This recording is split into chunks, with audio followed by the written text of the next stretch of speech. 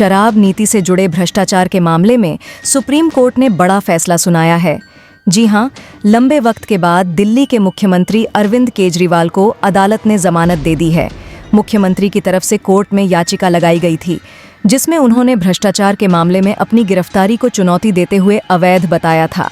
दरअसल सीबीआई ने आप प्रमुख को 26 जून को गिरफ्तार किया था, जिसके बाद लगातार केजरीवाल की गिरफ्तारी को चुनौती देने वाली याचिका पर सुनवाई हुई। जस्टिस सूर्यकांत और उज्ज्वल भुइयां की बेंच ने सभी पक्षों को सुनने के बाद 5 सितंबर को केजरीवाल की दोनों याचिकाओं पर फैसला सुरक्षित रख लिया था। गुरुवार को सुप्रीम कोर्ट की वेबसाइट पर 13 सितंबर के लिए अपलोड की गई वाद सूची के मुताबिक आप प्रमुख की जमानत याचिका और गिरफ्तारी को चुनौती देने वाली याचिका पर 10 बजे से सुनवाई हो रही है। बता दें कि सीबीआई के केजरीवाल को 26 जून को गिरफ्तारी करने के बाद उन्होंने दिल्ली हाई कोर्ट के 5 अगस्त के उस आदेश को चुनौती देते हुए सुप्रीम कोर्ट का रुख किया था, जिसमें हाई कोर्ट ने भ्रष्टाचार के इस मामले में उनकी गिरफ्तारी को बरकरार रखा था। हाई कोर्ट ने कहा था कि सीबीआई द्वारा केजरीवाल को गिरफ्तारी के बाद अब उनके खिलाफ पर्याप्त सबूत हैं और संबंधित साक्ष्य को देखकर यह नहीं कहा जा सकता कि यह गिरफ्तारी अवैध थी। हाई कोर्ट ने उन्हें जमानत संबंधी याचिका पर निचली अदालत से संपर्क करने की अनुमति दी थी। यह मामला दिल्ली सरकार की शराब नीति 2022 के निर्माण और क्रियान्वयन में कथित भ्रष्टाचार से जुड़ा है। इस नीति को बाद में निरस्त कर दिया गया था। ईडी ने कथित शराब नीति घोटाले के संबंध में मनी लॉन्ड्रिंग का एक अलग मामला दर्ज किया था। सीबीआई और ईडी के मुताबिक शराब नीति में संशोधन करके अनियमितताएं और लाइसेंस धारकों को अनुचित लाभ पहुंचाया गया। शीर्ष अदालत ने 12 जुलाई को मनी लॉन्ड्रिंग के मामले में केजरीवाल को अंतरिम जमानत दी थी। सुप्रीम कोर्ट ने एमएलए के तहत गिरफ्तारी की आवश्यकता और अनिवार्यता के पहलू पर 3 सवालों के संदर्भ में गहन विचार के लिए इसे 5 जजों की संविधान पीठ को भेज दिया था। ईडी ने मनी लॉन्ड्रिंग के मामले में 21 मार्च को केजरीवाल को गिरफ्तार किया था। भ्रष्टाचार के मामले में अपनी याचिका पर 5 सितंबर को सुनवाई के दौरान केजरीवाल ने सीबीआई के उस दलील का जोरदार विरोध किया था कि उन्हें जमानत के लिए सबसे पहले निचली अदालत जाना चाहिए था।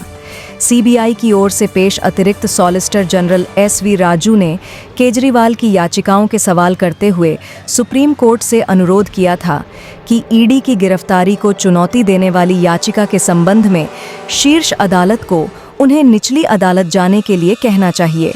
हालांकि अब सभी दलीलों को सुनकर लंबे समय के बाद सुप्रीम कोर्ट ने केजरीवाल के पक्ष में फैसला सुनाते हुए उन्हें जमानत दे दी है। पूरे फैसले पर आपकी प्रतिक्रिया पहले क्या है? देखिए, यह बहुत बड़ा दिन है, बहुत राहत का दिन है। 5 महीने से माननीय मुख्यमंत्री दिल्ली की जनता की सेवा नहीं कर पा रहे थे। जिस तरीके से वो अरेस्ट होने की वजह से आज माननीय सर्वोच्च न्यायालय ने बेल ग्रांट कर दी है और अब अरविंद केजरीवाल जी शाम को बाहर आएंगे और दिल्ली की जनता की सेवा में पूरी तरीके से। जो गिरफ्तारी को लेकर दोनों जजेस के अपने अलग अलग पॉइंट ऑफ व्यू हैं। दोनों जजेस के अलग अलग व्यूज आए हैं। उसमें डिटेल ऑर्डर आने के बाद मैं उसमें कोई कमेंट करूंगा, लेकिन ये बात तय है कि बेल ग्रांट हो गई है। अरेस्ट पे दोनों जजेस के अलग अलग व्यूज आए। ऐसे में क्या वो दफ्तर अटेंड कर पाएंगे? चूंकि ये कहा जा रहा है, एक्सपर्ट्स कह रहे हैं कि वो दफ्तर सीएम दफ्तर में नहीं जा पाएंगे अभी, जब तक क्लीन चिट पूरी नहीं मिल जाती है। नहीं, ऐसी कोई कंडीशन नहीं है। माननीय मुख्यमंत्री अपनी तरफ से पूरी तरीके से मुख्यमंत्री पद को निभा पाएंगे। ऐसी कोई कंडीशंस अभी तक मेरी नॉलेज में नहीं है। बाकी डिटेल ऑर्डर आने के बाद उसके बारे में ये कि बाकी ईडी में जो शर्तें थी उसमें ये थी कि एक तो वो जांच में सहयोग करेंगे, और क्या क्या शर्तें थी उसमें? जांच में सहयोग करेंगे। जब भी कोर्ट्स में हियरिंग होगी उसमें इन पर्सन या एग्जाम्पशन अलाउ करेगी कोर्ट तो उसके अकॉर्डिंगली फॉलो करना पड़ेगा। 10 लाख रुपए का मुचलका है, उसको फॉलो करना पड़ेगा। और इस तरह की और कोई जनरल कंडीशन है, सीबीआई के जो मैटर्स हैं इस पे कोई जनरल कमेंट्स नहीं कर पाएंगे। यानी पासपोर्ट उनका वैसे भी अदालत में रहेगा? वो ऑलरेडी है।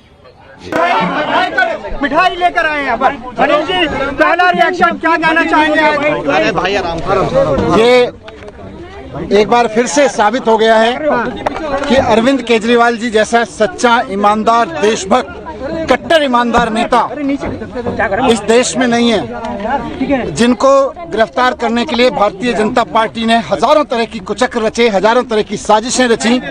एक कट्टर ईमानदार आदमी को काम करने वाले आदमी को, जनता के दर्द के, जनता की जिंदगी को संवारने के लिए जो काम कर रहा था, उनको उठा के जेल में डाला। इससे बड़ा पाप लोकतंत्र के इतिहास में नहीं हुआ।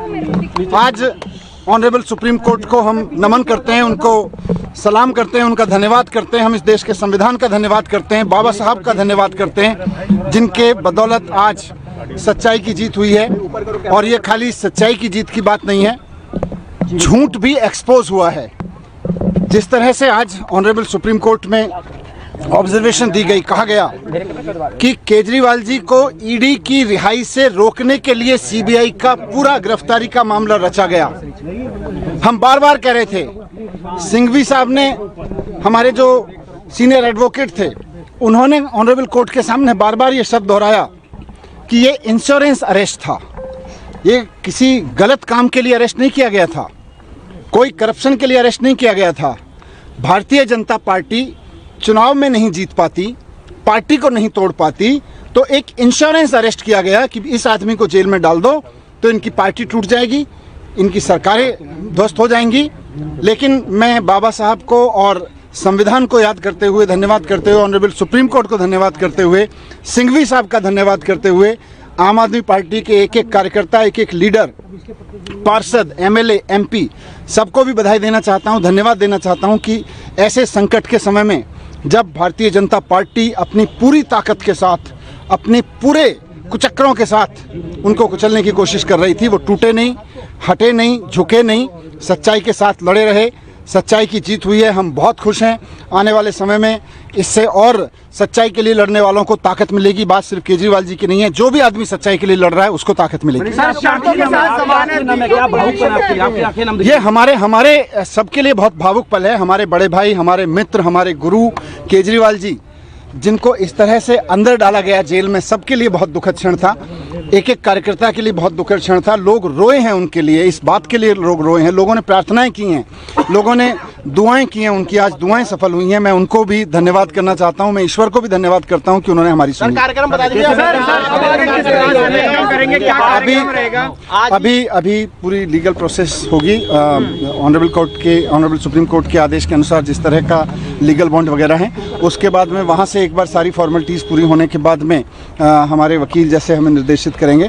फिलहाल हम अभी सभी मित्र लोग, सभी पार्टी के लोग, कुछ लोग मेरे साथ में, हम लोग साथ में थे। अभी हम केजरीवाल जी के घर जाएंगे, उनकी माताजी, जो हम सबकी माताजी हैं, आदरणीय हैं, उनके आशीर्वाद लेंगे, पिताजी का आशीर्वाद लेंगे, भाभी जी के साथ मिलेंगे। अभी हम वहाँ जा रहे हैं। निश्चित रूप से न सिर्फ पार्टी के लिए बल्कि पूरे देश के लिए, हर उस व्यक्ति के लिए जो प्रजातंत्र पर भरोसा करता है और इंडियन जुडिशरी पे भरोसा करता है, मुझे लगता है कि सत्य की जीत हुई है और आगे भी सत्य की जीत होती रहेगी। कोर्ट ने जो भी निर्णय लिए हैं वो उसका स्वागत करते हैं और पूरा देश स्वागत करती है।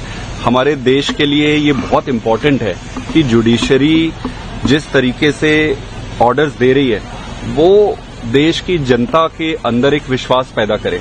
चाहे राजनीति कितनी भी गंदी हो जाए, इतनी गंदी राजनीति होने के बाद भी देश की जो जुडिशरी है वो अबव द बोर्ड है और सत्य के पक्ष में हमेशा न्याय करती है। तो ये बहुत बड़ी बात है। ये कोई एक पार्टी का, एक व्यक्ति विशेष का बात नहीं है जिसको मैं कहूं कि अरविंद केजरीवाल जी छूट गए। इस देश के लिए आज एक बहुत ऐतिहासिक दिन है।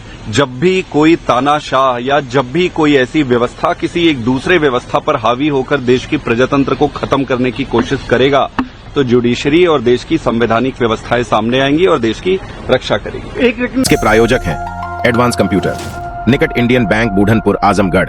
यदि आप अपने बच्चे को कंप्यूटर की उत्तम शिक्षा देना चाहते हैं तो तुरंत संपर्क करें।